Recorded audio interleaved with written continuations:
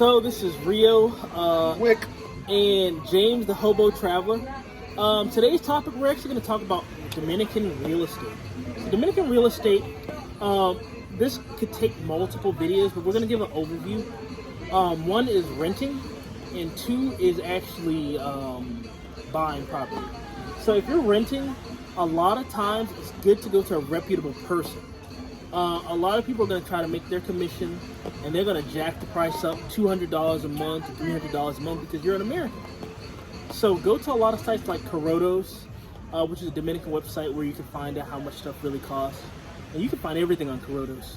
You can find PlayStation 5s, Xboxes, cars, everything on Coroto. But I wouldn't go for Coroto for cars.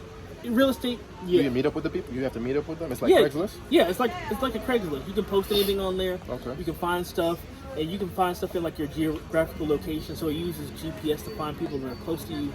You can find anything on there. Businesses, everything. And you're gonna find the Dominican rates for stuff. And one thing is when somebody tells you a price, Dominican, like you can always always knock the price down, negotiate. Always negotiate, and find the Dominican price and negotiate from the Dominican price. Don't negotiate from the American price because you're still going to end up paying way more. Now, a lot of people are going to say, "Oh, well, find a place that's fully furnished." And yes, there's that. One thing I'll say is I've lived in Sosua, I've lived in Cabarete, Puerto Plata, Santiago. I've lived in a lot of places, and I've had multiple apartments at the same time, and that type of thing. I'll say this: Cabaret's apartments are way overpriced. They're nice, but they're way overpriced. Yeah.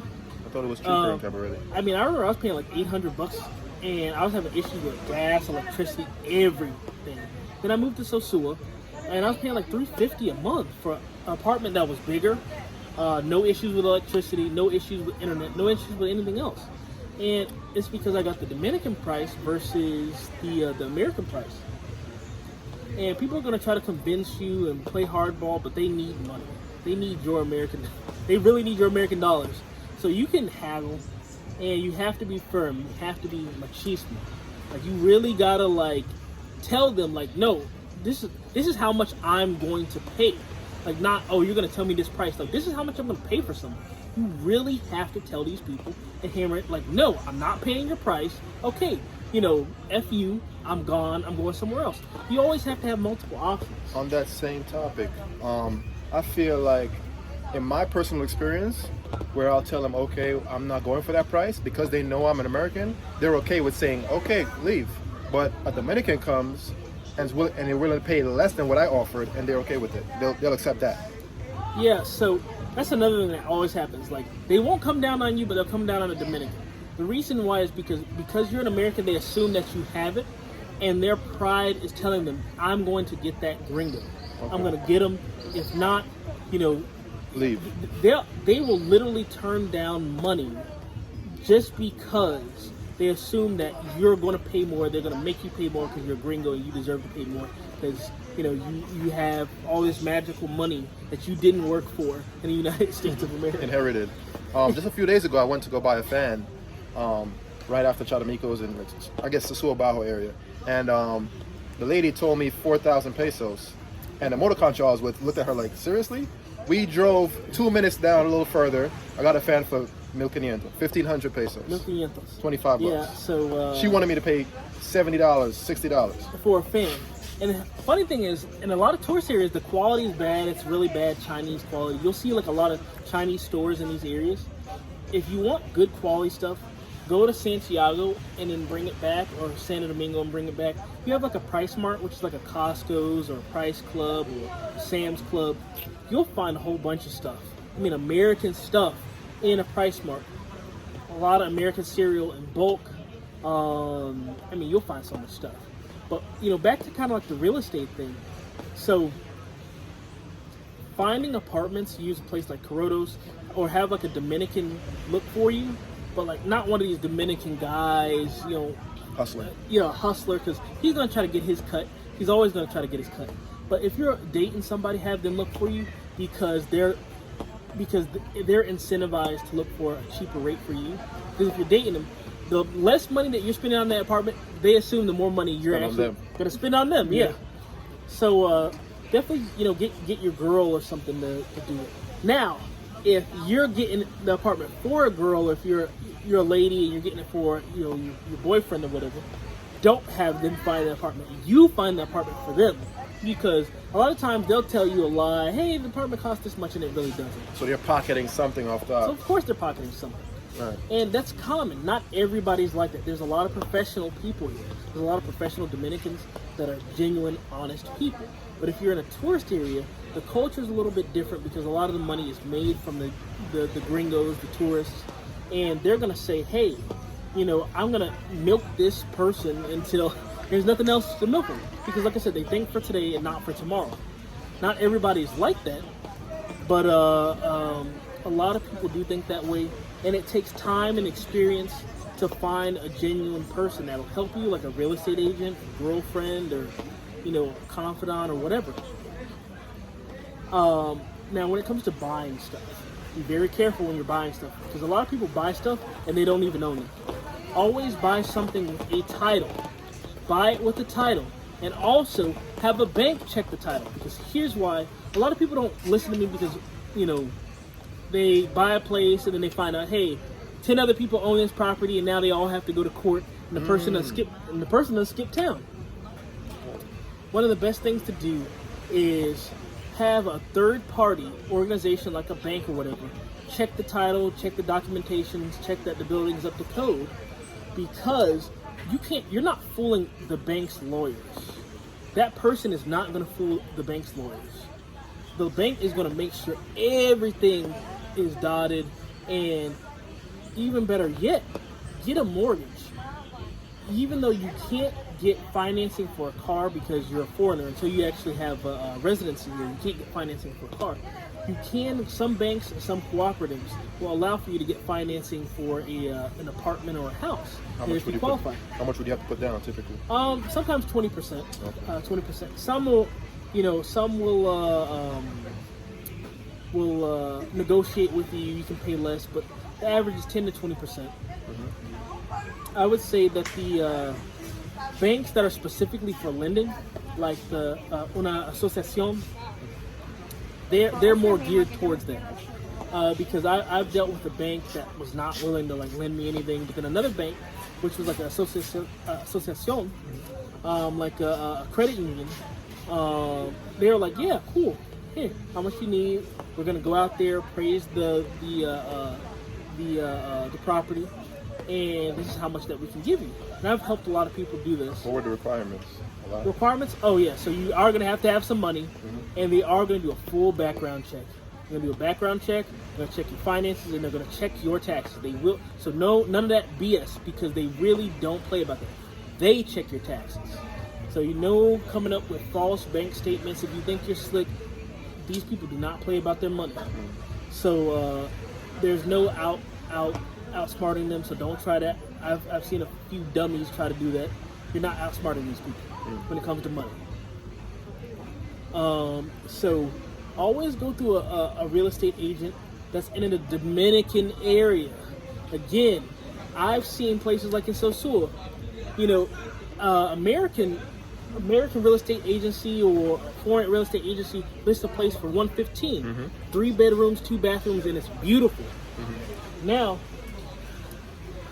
this same place through the Dominican real estate agency is only $85,000. So look at the difference between 115 and 85. And a lot of people are hard-headed. Well, so-and-so told me to go with this. Well, so-and-so is also making a $20,000 commission off of it. Hey, you don't know. Yeah, you never know.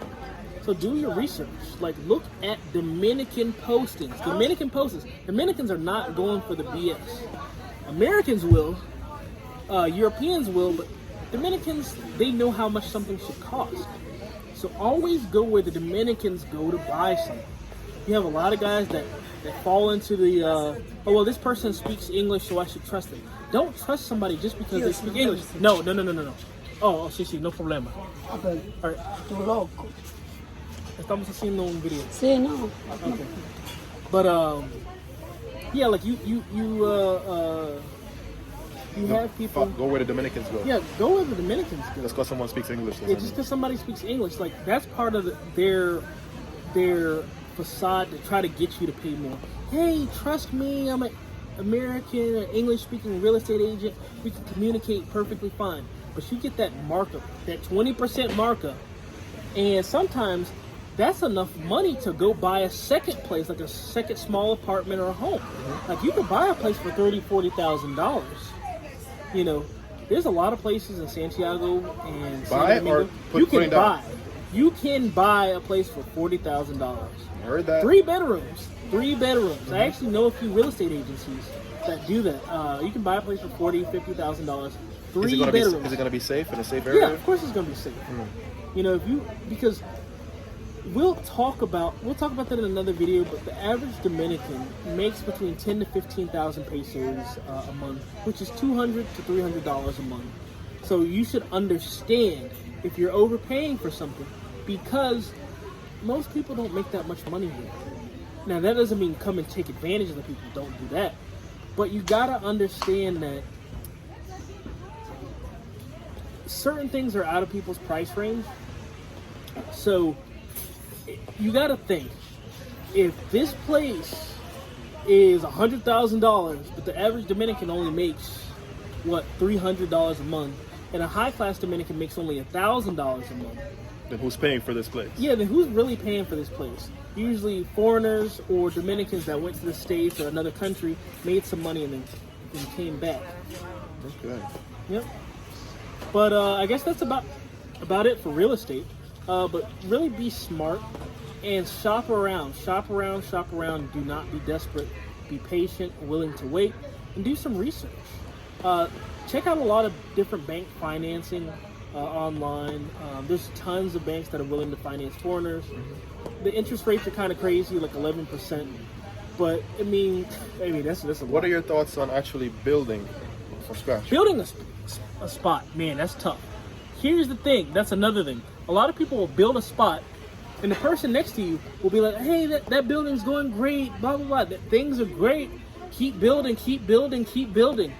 And then by the time you're finished, that person served you papers because you didn't even know that person owned the land.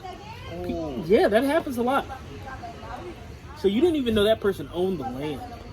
Because people will sell you fake titles and stuff. That's why it's good to go through a bank to buy stuff. Or a proper law firm.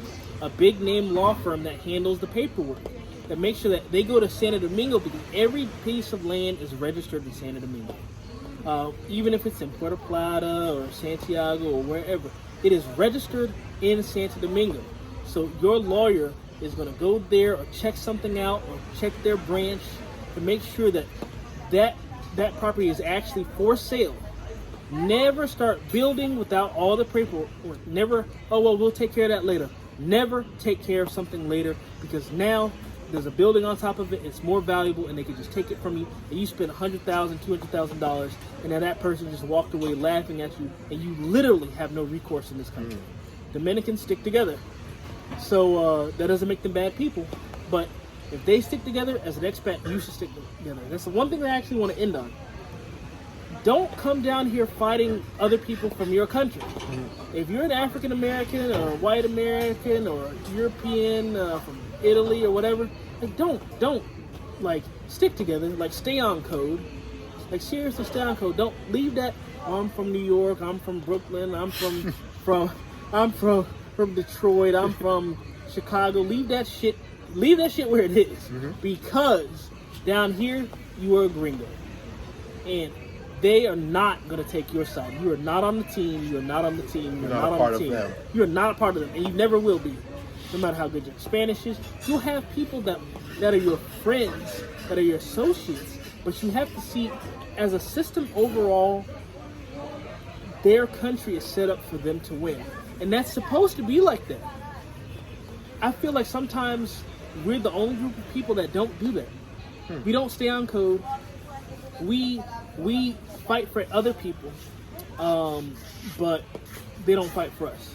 But that's another story. I guess deep in the rabbit hole. Yeah, it's pretty deep. But yeah, just be smart when dealing with real estate. That's a wealth of information.